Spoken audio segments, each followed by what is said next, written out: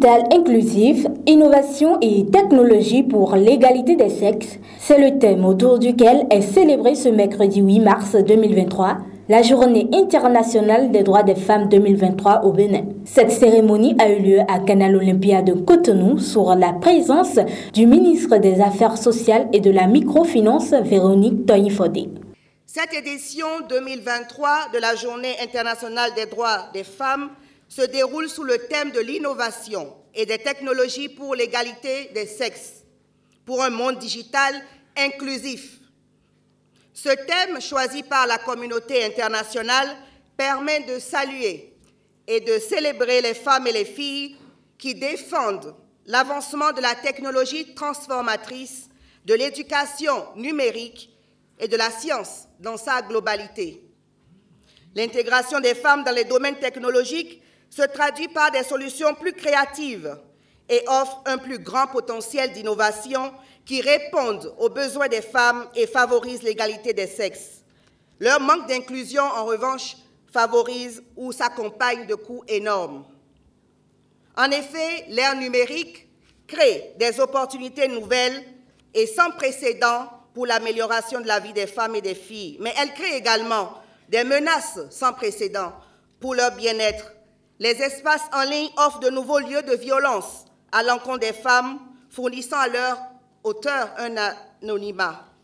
La discrimination dans le secteur des nouvelles technologies et les biais dans les systèmes automatisés perpétuent et renforcent les inégalités entre les sexes.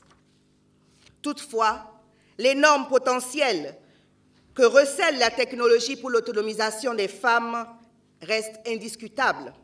Les différentes innovations, les changements technologiques et l'éducation à l'heure du numérique peuvent nous conduire à de profondes mutations desquelles les femmes ne doivent plus être exclues. C'est donc un puissant moyen qui va rétablir la justice numérique en nous permettant d'atteindre l'égalité des sexes dans ce secteur d'avenir. Le combat pour la reconnaissance et la promotion des droits des femmes, le combat pour l'égalité des droits est d'abord et avant tout le combat des femmes. Et c'est cela qui rendra compte de l'évolution que nous connaîtrons dans les années à venir. Je m'en voudrais de ne pas faire un clin d'œil pour le thème qui a été retenu, à savoir l'inclusion digitale et numérique.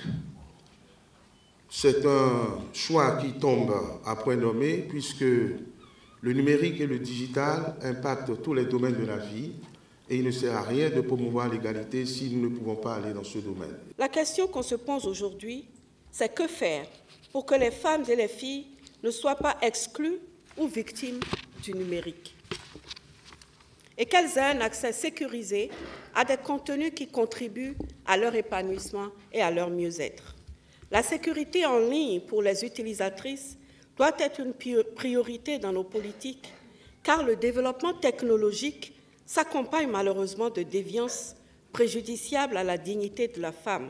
Bien qu'elle représente près de la moitié de la population mondiale, un nombre important de femmes n'ont pas accès à Internet et l'utilisation du numérique ainsi que la technologie joue toujours en leur défaveur.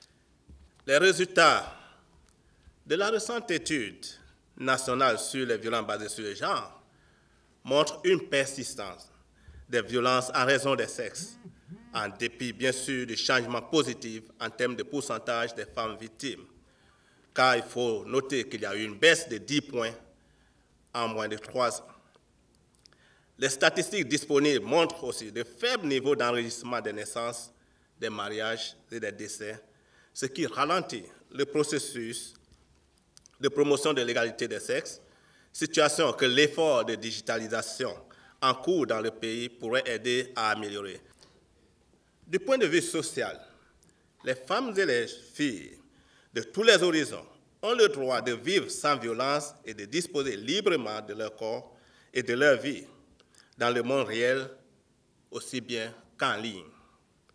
Ce qui justifie le lancement d'une campagne dénommée Body Right afin de sensibiliser au manque de protection pour les femmes et les filles en ligne.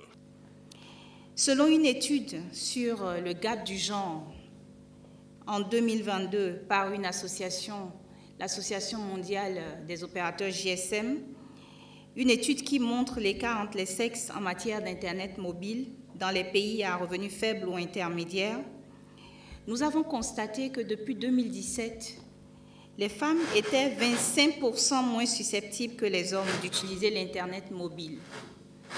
Et au fil des ans, grâce au travail qui a été abattu entre 2017 et 2020, ce taux a chuté mondialement jusqu'à 15%. Donc de 25% à 15%.